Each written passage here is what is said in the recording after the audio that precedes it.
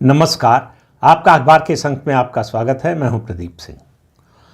कल यानी मंगलवार को दो घटनाएं हुई और दोनों को आप देखिए तो उसके नतीजे, उसका निष्कर्ष जो निकालेंगे आप अलग अलग निकालना चाहिए, बल्कि मैं कह रहा हूं कुछ लोग जो है दूसरी तरह से उसका निष्कर्ष निकाल रहे हैं। पहले मैं आपको घटना बता दूं क्या हुआ क्या, उसके बाद उसके निष्कर्ष पर, विश्लेषण पर बात करते हैं।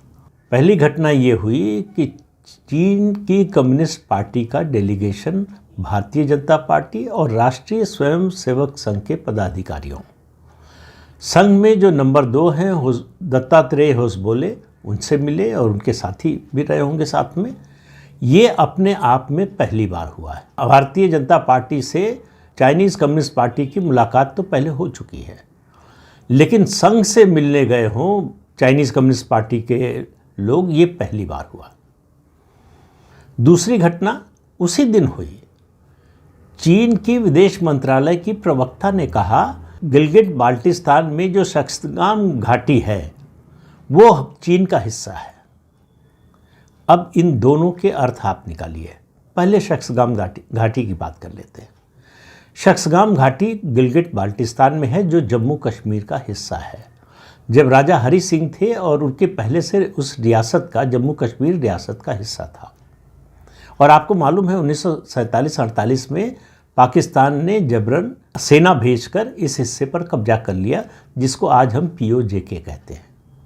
असल में हम ज़्यादातर बोलते हैं POK का कोई मतलब नहीं है। POJK बोलेंगे तब असली मतलब होगा। ये गिलगिट बाल्टिस्तान जो है ये जम्मू का हिस्सा है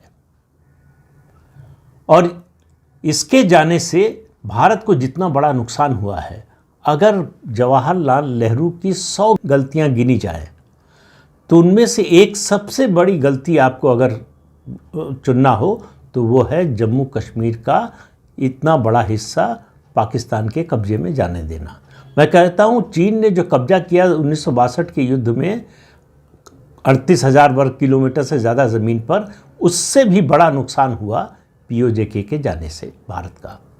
और नेहरू ने अगर जनरल करियप्पा की बात मान ली होती और 1 महीने और रुक गए होते, यूनाइटेड नेशंस सिक्योरिटी काउंसिल न गए होते, तो आज पूरा जम्मू कश्मीर भारत का होता, जो कानूनी रूप से, आधिकारिक रूप से आज भी भारत का हिस्सा है, लेकिन उस हिस्से पर कब्जा है पाकिस्तान का। यहाँ तक की बात तो सबको मालूम है, इसमें कोई जो है नई बात नहीं है।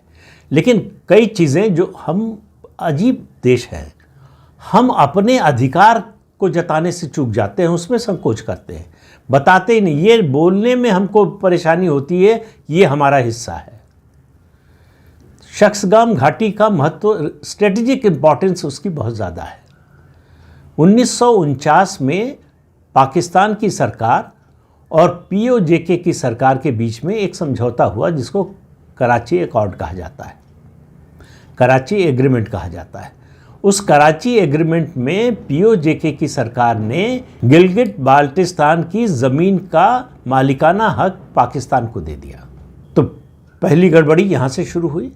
फिर 1962 में भारत और चीन का युद्ध हुआ, आपको पता ही है। 1963 में चीन और पाकिस्तान के बीच में एक एग्रीमेंट हुआ। दोनों देशों ने इस युद्ध के बाद तय किया कि अपनी बाउंड्री तय की जाए। तो उसमें बाउंड्री तय करने में पाकिस्तान ने शक्सगाम घाटी को, जो 5,180 स्क्वायर किलोमीटर का इलाका है, छोटा मोटा इलाका नहीं है, वो चीन को दे दिया। अब आप देखिए, ये वैसे ही है कि आपके घर में चोरी कोई कर ले और चोरी का सामान ले जाकर बेच दे किसी दुकान पर, और दुकानदार कहे कि ये तो मेरा सामान है। यही हो रहा है भारत और चीन के साथ। चीन की प्रवक्ता, विदेश मंत्रालय की प्रवक्ता ने कहा कि ये चीन का हिस्सा है और वहाँ पर चीन बड़े पैमाने पर इंफ्रास्ट्रक्चर बना रहा है। इसका महत्व इसलिए भी है, ये शक्सगाम घाटी जो है सियाचिन के नीचे है। सियाचिन की कितनी इंपॉर्टेंस है स्ट्रेटेजिक रूप से, ये बताने की ज़रूरत नहीं है। तो इस इलाके में इंफ्रास्ट्रक्चर बनाकर चीन दरअसल भारत को घेरने की तैयारी कर रहा है। चीन पहले से यहाँ पर इंफ्रास्ट्रक्चर बना रहा है। पहले 36 किलोमीटर की सड़क बनाई PLA ने, पीपुल्स लिबरेशन आर्मी जो चीन की सेना है उसने। अब चीन की सरकार बना रही है इंफ्रास्ट्रक्चर। अब भारत ने एतराज़ किया है कि ये हमारा हिस्सा है, पाकिस्तान ने जबरन कब्जा कर लिया था और पाकिस्तान को क्या अधिकार है कि ये चीन को दे दे। लेकिन चीन कह रहा है कि इस हिस्से का कश्मीर की समस्या से कोई लेना देना नहीं। अब आप देखिए, ये पहला बड़ा झूठ पहले से भी है, लेकिन अभी की बात करें, पहला बड़ा झूठ, क्योंकि 1963 में जो समझौता हुआ चीन और पाकिस्तान के बीच में, उसमें ये क्लॉज है, उसमें इस बात का उल्लेख है कि इस घाटी के बारे में अंतिम फैसला भारत और पाकिस्तान के बीच जम्मू कश्मीर का जो फैसला होगा अंतिम, उससे गवर्न होगा। यानी अगर ये हिस्सा भारत के पास चला जाता है तो चीन को छोड़ना पड़ेगा, अगर ये हिस्सा पाकिस्तान में रह जाता है तो चीन और पाकिस्तान तय करेंगे कि किसके पास रहेगा। दूसरा, भारत का कहना है कि 1907 का जो इंपीरियल गैजेटियर है और उसका जो सर्वे है, उसके पॉलिटिकल मैप में ये हिस्सा भारत का हिस्सा दिखा। 1917, 1919 और 1923 का जो चीन का नक्शा है, चीन का ही बनाया हुआ, उस नक्शे में भी शक्सगाम घाटी को भारत का हिस्सा दिखाया गया है। लेकिन आप चीन की दादागिरी देखिए, अब वो कह रहा है कि ये तो हमारा हिस्सा है। किस तरह से उसका हो गया, इसका उसके पास कोई प्रमाण नहीं है। ये जो डॉक्यूमेंट्री एविडेंस है, इनको वो मानने को तैयार नहीं है। भारत ने इस पर सख्त एतराज़ किया है। चीन वहाँ पर जो है इंफ्रास्ट्रक्चर नहीं बना सकता क्योंकि वो भारत का हिस्सा है। चीन का जो महत्वाकांक्षी प्रोजेक्ट है पाकिस्तान के साथ जो चल रहा है, CPEC, China Pakistan economic corridor, वो भी इस हिस्से से होकर गुजरता है, POJK से होकर गुजरता है। उस प्रोजेक्ट पर भारत ने एतराज़ किया और भारत ने उसमें शामिल होने से मना कर दिया कि ये सीधे सीधे हमारी सॉवरेनिटी पर, हमारी संप्रभुता पर हमला है। हम किसी दूसरे देश को अपने देश की ज़मीन पर कैसे इंफ्रास्ट्रक्चर बनाने का अधिकार दे सकते हैं। भारत उसमें शामिल नहीं हुआ। चीन का उद्देश्य है कि उसका जो शिनजियांग प्रांत है, वहाँ से ये CPEC जा रहा है, और CPEC का जो प्रोजेक्ट है, इसमें हाईवे का निर्माण, रेलवे और दूसरी यातायात की सुविधाएं और दूसरा इंफ्रास्ट्रक्चर जो है बनाने का काम है। वो बलूचिस्तान के ग्वादर पोर्ट तक पहुंचता है। ग्वादर पोर्ट तक पहुंच हो जाने से चीन को बहुत सारे फ़ायदे हैं। एक फ़ायदा उसको ये है कि वो उसका अभी जो क्रूड ऑयल आता है वो मलक्का खाड़ी से होकर आता है, उसकी वजह से वो लगभग रास्ता 16,000 किलोमीटर का है। ये CPEC बनने के बाद 5,000 किलोमीटर का रास्ता कम हो जाएगा। दूसरी, चीन अरब सागर और हिंद महासागर पर अपनी नज़र रख पाएगा। भारत के लिए ये समस्या है क्योंकि ये भारत की सीमा के नज़दीक से होकर गुजरता है, तो भारत के लिए आर्थिक रूप से भी और भारत के लिए सामरिक रूप से भी ये प्रोजेक्ट खतरा है, इसलिए भारत इसका विरोध करता है। और चीन तो यहाँ तक कहता है कि उसका जो CPEC का प्रोजेक्ट है, चाइना पाकिस्तान इकोनॉमिक कॉरिडोर, जो POJK से होकर गुजरता है, उसका कहना है कश्मीर समस्या से इसका कोई लेना देना नहीं। जबकि 1963 के जो एग्रीमेंट है चीन और पाकिस्तान का, उसी में ये लिखा हुआ है कि इस पर अंतिम फैसला जो है वो भारत और पाकिस्तान के बीच में जम्मू कश्मीर पर क्या सेटलमेंट होता है उस पर निर्भर करेगा। तो चीन किस तरह से झूठ बोल सकता है अपनी विस्तारवादी नीति के लिए। चीन का ऐसा कोई पड़ोसी नहीं है जिससे उसका बॉर्डर डिस्प्यूट ना हो। भारत से है, ये तो हमको पता ही है। अब सवाल यह है कि भारत कूटनीतिक रूप से विरोध जताने के अलावा और क्या कर सकता है, क्योंकि अब जो विश्व व्यवस्था की स्थिति है उसमें रूल बेस्ड जो है वो उसके काम की, उसकी बात की गुंजाइश खत्म हो चुकी है। वो सब खत्म कर दिया डोनाल्ड ट्रंप ने। पहले से भी बड़े देश यही तय करते थे। अब भारत जो है संयुक्त राष्ट्र संघ में भी नहीं जा सकता है, हालांकि वो पूरा संगठन ही डिफंक्ट हो गया है, लेकिन ना डिफंक्ट हुआ होता तो भी भारत को कोई उससे मदद नहीं मिलने वाली थी, क्योंकि चीन के पास वीटो पावर है। इस पर सबसे बड़ी कृपा जो है वो जवाहरलाल नेहरू की है।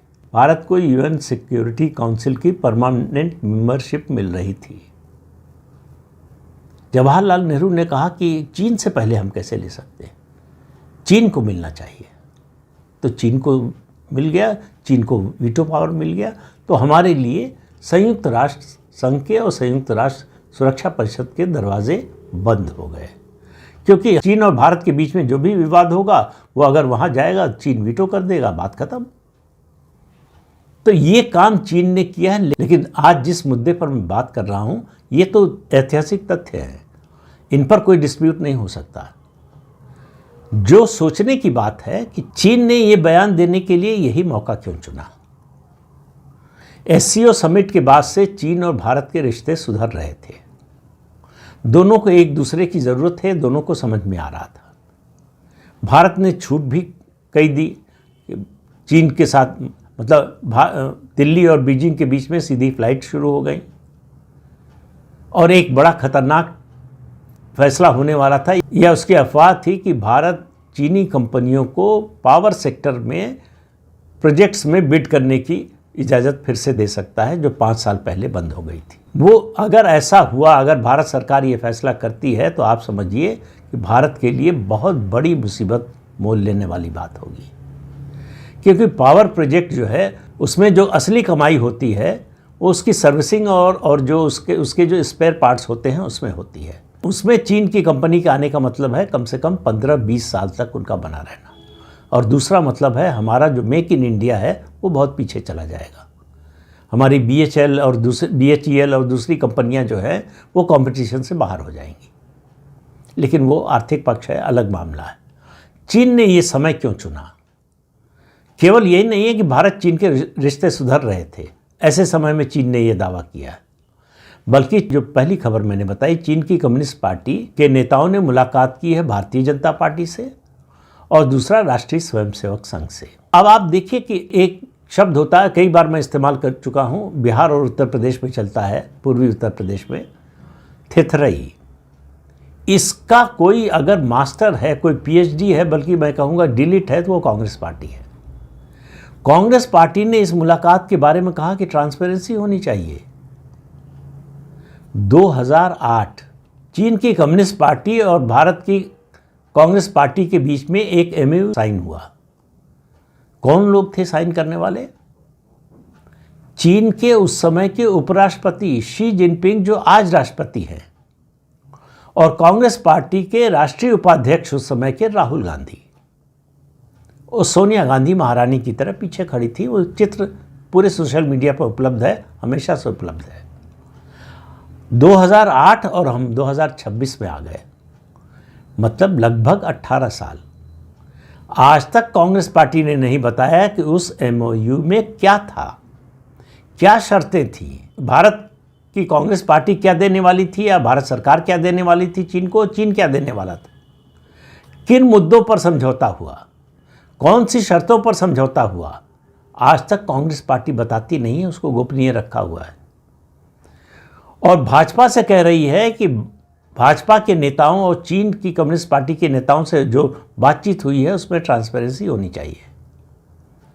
मतलब ये बोलते हुए कोई भी थोड़ी भी समझ रखता होगा उस व्यक्ति को शर्म आएगी कि ये बात कैसे पूछे हैं, कैसे इस पर टिप्पणी करें। और वो MOU तो छोड़िए, कांग्रेस पार्टी का सबसे बड़ा नेता राहुल गांधी जब डोकलाम में चीन और भारत की सेनाएं आमने सामने थी, विवाद चल रहा था, उस समय छिपकर रात में चीन के राजदूत से मिलने जाता है और कांग्रेस पार्टी इस बात को छिपाती है। चीनी दूतावास इसको जाहिर कर देता है, ऑफिशियली वो एक्सेप्ट कर लेता है कि राहुल गांधी आए थे मिलने रात में। तब भी राहुल गांधी ने नहीं बताया कि वो चीनी राजदूत से मिलने क्यों गए थे, क्या बात हुई थी। वो कांग्रेस पार्टी आज बीजेपी से सवाल पूछ रही है। लेकिन एक दूसरा पक्ष है कि इस मुलाकात का कारण क्या है, इसका निष्कर्ष क्या निकालें। एक तरफ चीन, जो उसकी पुरानी विस्तारवादी आदत है, भारत से दुश्मनी की आदत। चीन भारत का दुश्मन है, इसमें बहुत से लोगों को शंका है। ये बोलने पर बहुत से लोग कहते हैं कि इतना व्यापार कर रहे हैं, ये कर रहे हैं, दुश्मन कैसे है? दुश्मन की परिभाषा हमारे देश के कानून के मुताबिक जिस किसी भी देश ने हमारे साथ युद्ध किया वो हमारा दुश्मन है। इस परिभाषा के मुताबिक चीन और पाकिस्तान दोनों भारत के दुश्मन हैं। लेकिन ऐसा नहीं है कि अंतर्राष्ट्रीय कूटनीति में, अंतर्राष्ट्रीय संबंधों में दो दुश्मन देश आपस में व्यापार न करते हों, ऐसा उदाहरण आपको मिलेगा नहीं। तो भारत चीन के साथ भी यही है। लेकिन फिर लौट कर आ रहा हूँ कि आखिर चीन की कम्युनिस्ट पार्टी और भारतीय जनता पार्टी और ख़ास तौर से राष्ट्रीय स्वयंसेवक संघ के पदाधिकारियों से चीन के लोग क्यों मिलने गए, उसका एक ही कारण समझ में आता है। भाजपा कोई नई पार्टी तो बनी नहीं है, भाजपा की सरकार भी कोई पहली बार नहीं बनी है। इससे पहले अटल जी के नेतृत्व में 6 साल सरकार रही, तब चीन की कम्युनिस्ट पार्टी जो है संघ के नेताओं से मिलने नहीं गई। आज मोदी के 11.5 साल प्रधानमंत्री रहने के बाद क्यों ज़रूरत महसूस हुई, उसका एक ही कारण है। देखिए, ये चीनी जो हैं, इनकी हम लोग कितनी भी आलोचना करें, ये बहुत लॉन्ग टर्म सोचते हैं। अब आप समझिए कि अपने भारत से लगी सीमा के पास इंफ्रास्ट्रक्चर बनाने का काम चीन 1953 से कर रहा है। हमारे देश में हालत ये थी कि देश का रक्षा मंत्री संसद में खड़े होकर कह रहा है कि हम तो अपने बॉर्डर पर जो है चीन से लगी सीमा पर इंफ्रास्ट्रक्चर नहीं बनाएंगे, हाईवे नहीं बनाएंगे, क्योंकि चीन घुस आएगा उस रास्ते का इस्तेमाल करके, और हमारे पास पैसा नहीं है कि हथियार खरीद सके। इतनी दयनीय हालत कांग्रेस पार्टी ने भारत सरकार की, भारत देश की बना दी थी। तो ये जो मुलाकात हुई है उसका निष्कर्ष सिर्फ एक निकल सकता है, और वो ये है कि चीन की कम्युनिस्ट पार्टी और चीन को लग रहा है कि भारतीय जनता पार्टी आने वाले कई दशकों तक सत्ता में रहने वाली है भारत में। 2008 में उनको लग रहा था कि कांग्रेस पार्टी लंबे समय तक रहेगी। ये ठीक है कि उनका आकलन गलत साबित हुआ, लेकिन अब 11.5 साल उन्होंने इंतजार किया नरेंद्र मोदी के प्रधानमंत्री रहने का, और जो राजनीतिक परिस्थिति है देश में, वो हमारे आप जैसे सामान्य लोग भी समझ सकते हैं कि भारतीय जनता पार्टी सत्ता से बहुत जल्दी बाहर नहीं जाने वाली है। कितने दशक तक रहेगी ये तो नहीं बता सकते, लेकिन बहुत लंबे समय तक रहने वाली है, ये समझ लीजिए। प्रधानमंत्री नरेंद्र मोदी का विजन 2047 का है। इससे सोचिए कि प्रधानमंत्री और भाजपा भी लॉन्ग टर्म विजन पर काम कर रही है।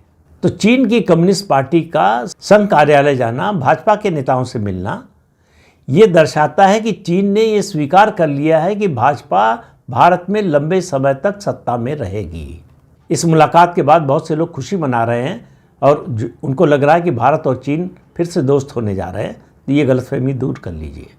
चीन भारत का कभी दोस्त नहीं बनेगा, लेकिन चीन से हम सारे कारोबारी और दूसरे तरह के संबंध तोड़ नहीं सकते। वो हमारा पड़ोसी बन गया है। तिब्बत पर जब उसने कब्जा किया तो वो हमारा पड़ोसी हो गया। जब तक तिब्बत स्वतंत्र था तब तक चीन हमारा पड़ोसी नहीं था।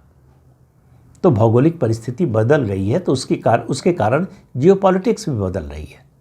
और चीन का विस्तारवादी जो रवैया है वो आज का है नहीं, और न ये ख़त्म होने वाला है। तो चीन भारत को हमेशा परेशान करता रहेगा। भारत को अपनी तैयारी करनी पड़ेगी, आर्थिक तैयारी और सैन्य तैयारी।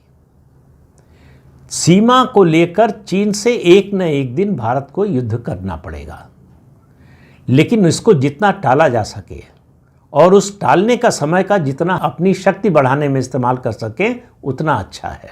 तो 2 बातें समझ लीजिए, बिल्कुल स्पष्ट हो जानी चाहिए हर भारतीय के मन में कि चीन हमारा कभी दोस्त नहीं होगा। दूसरी बात, चीन को लग रहा है, चीन के जो नीति निर्माता हैं, जो रणनीति बनाने वाले हैं, जो फॉरेन पॉलिसी और जियोपॉलिटिक्स पर लंबी सोच रखते हैं, बहुत लंबा विजन रखते हैं, उन्होंने ये स्वीकार कर लिया है कि भारतीय जनता पार्टी फिलहाल सत्ता से बाहर नहीं जा रही है, लंबे समय तक सत्ता में बनी रहेगी। तो अगर भारत से बातचीत करनी है, सामरिक संबंध की बात नहीं कर रहा हूँ, व्यापारिक संबंध सुधारने हैं, तो भारतीय जनता पार्टी और संघ से बात करनी पड़ेगी, उनसे संबंध बनाकर रखना पड़ेगा। इन दोनों घटनाओं का यही मतलब है। तो इस अंक में इतना ही। अगले अंक में फिर मिलेंगे किसी नए मुद्दे के साथ। तब तक के लिए अनुमति दीजिए। आपसे अनुरोध है कि चैनल देखिए, शेयर कीजिए, लाइक कीजिए, सब्सक्राइब जरूर कीजिए। नमस्कार।